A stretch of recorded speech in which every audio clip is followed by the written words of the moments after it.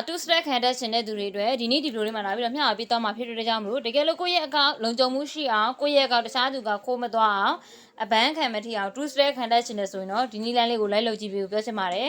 ဒါဆိုလို့ရှိရင်အရင်ဆုံး TikTok တွေကိုသွားပေးရမှာဖြစ်ပါတယ် TikTok တွေကိုရောက်ပြီဆိုရင်တော့ profile တွေကိုတန်းသွားလိုက်ပါနော် profile တွေကိုရောက်ပြီဆိုရင်တော့ဒီမှာဒီ profile ကိုနှိပ်လိုက်ပါနှိပ်ပြီဆိုလို့ရှိရင်ဒီအပေါ်မှာရှိတဲ့ဒီမြေချောင်း၃ချောင်းလေးကိုနှိပ်ရမှာဖြစ်ပါတယ်ဒီမြေချောင်း၃ချောင်းလေးကိုနှိပ်လိုက်ပါ၃ချောင်းလေးကိုနှိပ်ပေးပါဒီမြေချောင်း၃ချောင်းလေးကိုနှိပ်ပြီဆိုရင်တော့ဒီမှာဒီ stain and privacy တွေကိုသွားပေးပါဒီ stain and privacy တွေကိုရောက်ပြီဆိုရင်တော့အပေါ်နည်းနည်းလောက်ဆွဲပါဆွဲပြီး information တွေကိုသွားပေးပါaccount information တွေကိုရောက်ပြီဆိုလို့ရှိရင်ဒီမှာကိုယ့်ကို password တွေထည့်မယ် email တွေထည့်မယ် phone number တွေထည့်မယ်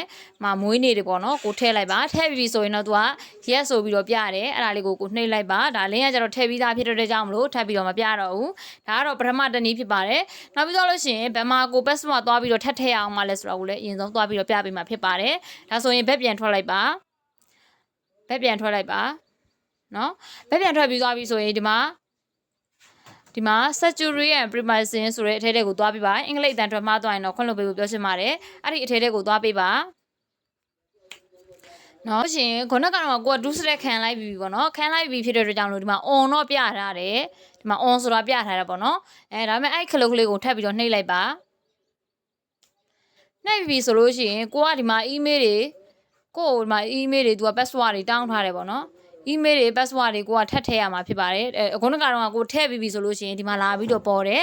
ပြီးသွားပြီဆိုရင်ကိုက password ထပ်ထည့်ရမှာပေါ့နော်နောက်ထပ်ပေါ့နော် password ထပ်ထည့်ပေးပါ password ထပ်ထည့်ပေးမှာကိုယ့်ရဲ့အကောင့်ကပို့ပြီးတော့လုံခြုံမှုရှိစေမှာဖြစ်ပါတယ်တကယ်လို့ကိုက password ထည့်ပြီးပြီဆိုလို့ရှိရင်လည်းအဲ့ဒီ password ကိုတည်တည်ချာချာပြန်ပြီးတော့ရင်ပေါ့နော်မှတ်ထားပြီးဖို့ပြောချင်ပါတယ်ဘာကြောင့်လဲဆိုတော့ကိုကအကောင့် lock တွေပါကျသွားတယ်ဆိုရင်အဲ့ဒီ password နဲ့ပြန်ပြီးတော့ဖွင့်ရမှာဖြစ်တဲ့အတွက်ကြောင့်မလို့ဒီ password ကိုတည်ချာမှတ်ထားပြီးဖို့ပြောချင်ပါတယ်ဒါဆိုလို့ရှိရင် password ဒီခလုတ်ကလေးကိုနှိပ်လိုက်ပါ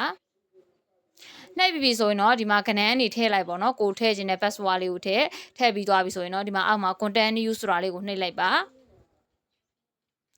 continue ဆိုတာလေးကိုနှိပ်လိုက်ပါဒါဆိုလို့ရှိရင်တော့ကိုယ့်ရဲ့အကောင့်က2 step ခံပြီးသားဖြစ်ပါတယ်ဒီနည်းလမ်းလေးကိုသုံးပြလိုက်ပါ